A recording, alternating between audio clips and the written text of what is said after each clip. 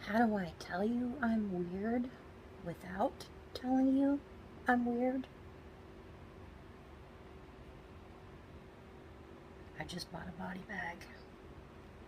70-year-old body bag from a funeral home.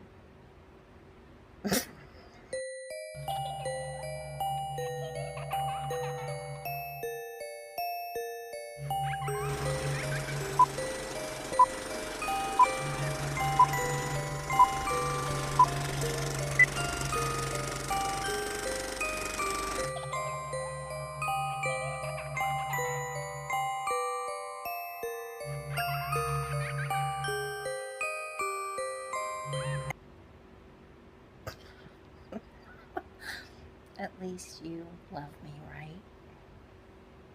The cat loves me. But anyways, guys, yes, I bought a body bag. Oh, and I got my new t-shirt. But yes, I will flip you around and I will let you see the body bag.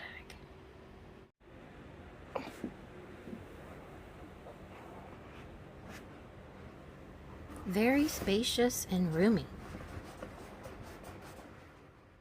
Okay, guys, we're doing something a little bit different.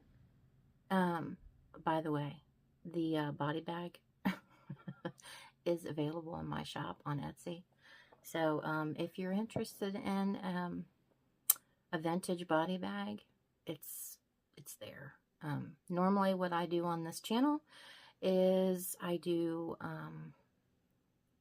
vintage and antique oddities and curiosities, weird, unusual, whimsical items that I thrift, I shop for. I show you my haul. It goes up for sale on my Etsy shop, and you're able to shop the items that I thrift, and we do this together. But today I'm doing something a little different. It's a passion of mine, and this has been bugging me for days now. It's been bugging the snot out of me, and I wanted to talk to you guys about it and see what you thought, maybe. I've got a little dark, spooky ambiance going on here with my candles and everything in the background. But this is older. This is something older, but I mean, it never came to my attention. I don't know if it came to your attention and you guys already know about this, but oh, and I will have a haul for you this coming week, just to let y'all regular viewers know. But when this came out on the internet, it blew up, from what I was told.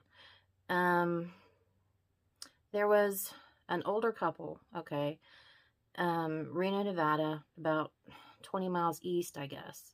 I don't even know what the lady's name is. I know the husband's name was John, but older couple lived together in the house. I don't know what their family situation was, whether they had children or anything like that. But not too long after her husband died, which I think was like 2010 when her husband died, John died, she was calling into the call center, 911, for simple, mundane tasks like helping her put water on for, to cook dinner, or, she needed help getting something that was out of reach on like a top shelf or something. And the 911 dispatchers were very, very accommodating to her and very polite and nice, and, would explain to her, this is a 911 call center that you're calling. This is for just emergencies. You need to get a hold of a family member or a neighbor or something, and maybe, they can help you with what you need help with. But this is only for emergencies.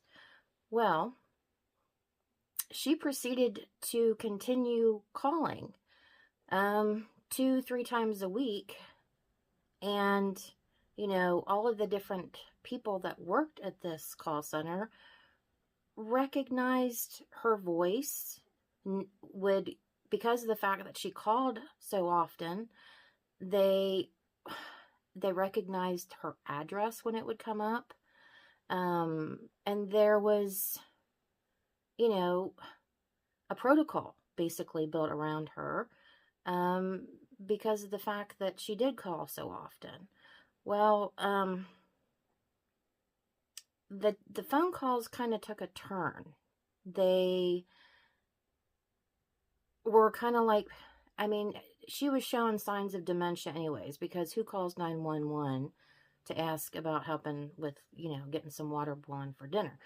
But, her husband dies and everything, and, she's got dementia going on. She's probably all by herself in this house. And the calls start getting more frantic, and she seems, sometimes afraid, really a kind of afraid or confused or whatever else. But, all these calls that she makes, because they are not an emergency situation, they don't send a first responder out to her. They, just talk to her and explain to her the same thing they always explain to her.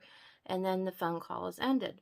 Well, this one phone call she makes, she is extremely distraught, frantic, yelling, "Help, help, John, help." Her husband's name, John.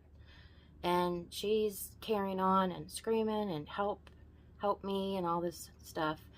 And the phone line cuts. So this time they do send a first responder out to go investigate what's going on.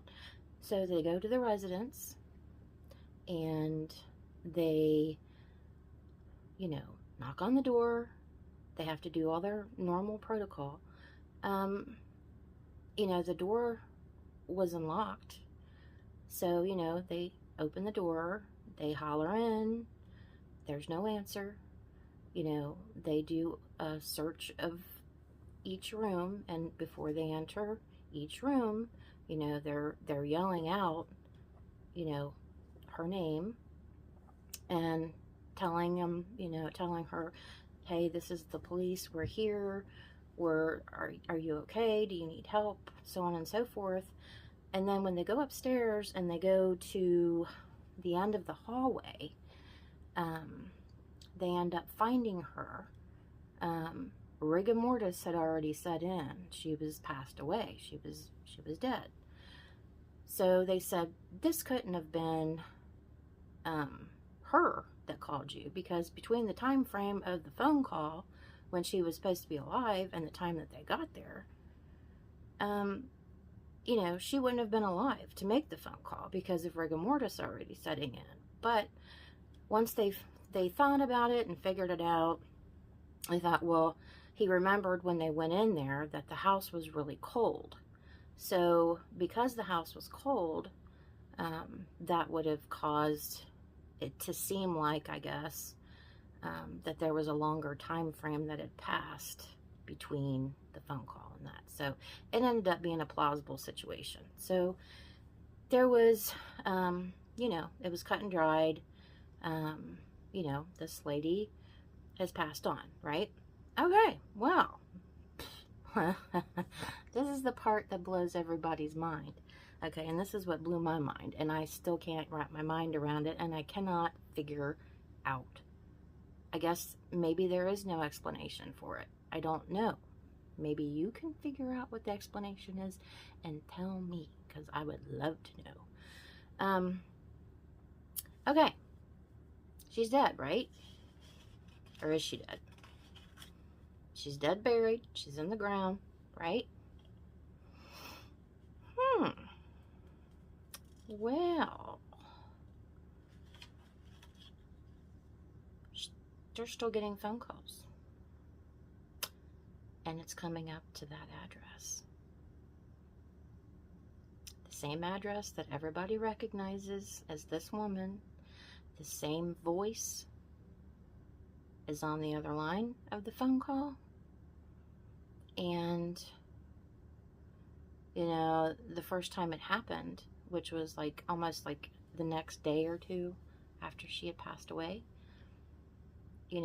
when they seen the address that they recognize is to be hers come up, they're like, no, this can't be right. It was her. It was her voice. And she was frantic.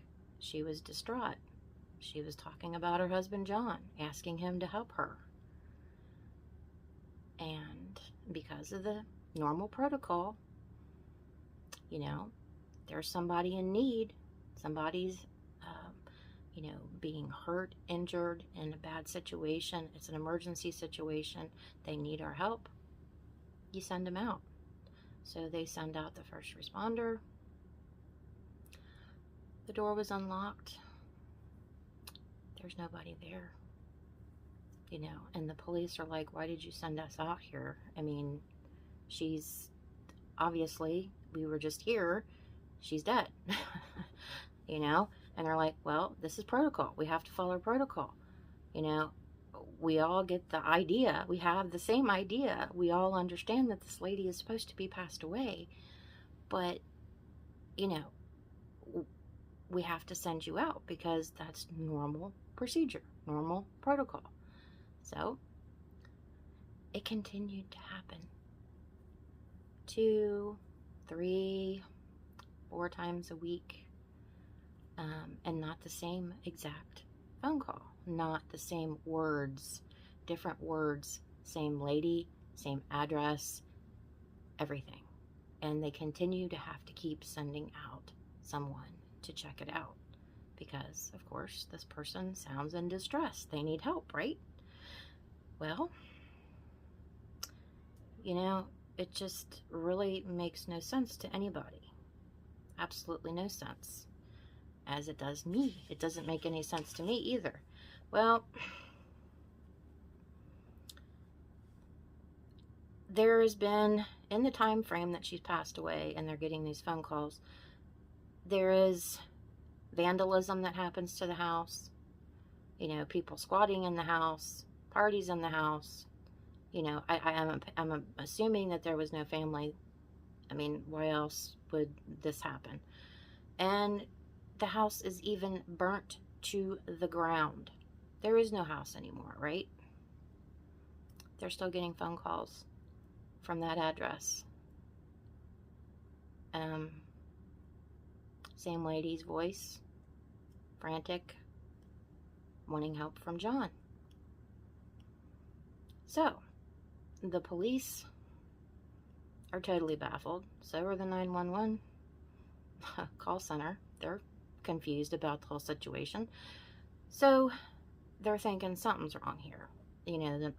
The line wasn't disconnected properly. Something's not right. They go to the phone company. The phone company's like, no, the phone was disconnected. The line was disconnected within a few days after this lady had passed away. And they're like, well, maybe, just maybe, there was some kind of situation that could have explained it, like maybe, I don't know. They said something like where it was like, could have been a digital recording that was captured or something, and that it was trapped and it was intercepted. It was bouncing and off and just like randomly coming to the call center. But it doesn't make any sense because the calls were different. I mean, so I don't know. The calls were unique. I mean, they weren't different. I mean, they were different is what I'm trying to say. That kind of explanation kind of went out the window too. So even after the fact that the police physically went to the phone company and the phone company sent people out to that address and had all of this checked out and everything checked out. I mean, it was disconnected, so on and so forth. It still kept happening. 2, 3, 4 times a week, the same address coming up, and the official explanation for this, and this happened for a solid year year this happened, after she passed away. 1 year. And then after 1 year after she passed away, it all ended abruptly. I mean, it just stopped. But the official explanation is, we don't know. There is no explanation. So, you tell me, guys.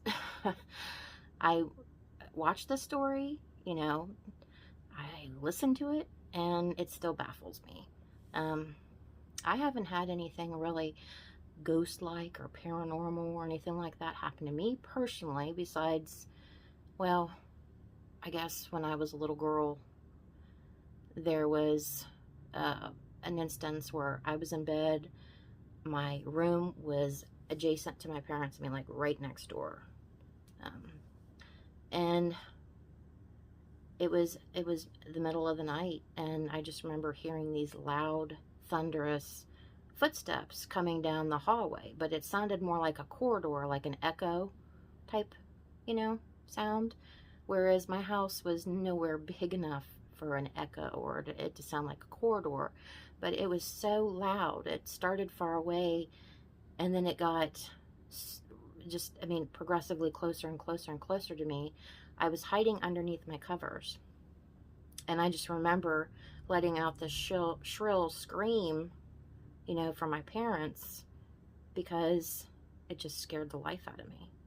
And nothing before that, nothing after that has ever happened. And my husband, when he was a little boy, he had an occasion a handful of times to speak to this, what he says looked like an Indian. You know, he would sit on the end of his bed sometimes, and he would talk to him. And, you know, nobody else seen him but him. But one instance, his mother was frantic, could not find her wedding ring anywhere. Nowhere. Looked everywhere, couldn't find it. And my husband, the Indian, told him where it was. And that's where it was. It was under the refrigerator. My husband couldn't have known where it was, but there it was. And how do you explain that one either? But anyways, guys, I just thought, you know, I would share this with you and see what your thoughts were, and see if anybody has any explanations. So, I will leave you with this. Hopefully you're not watching this right before you go to bed. But until next time, guys, see you later.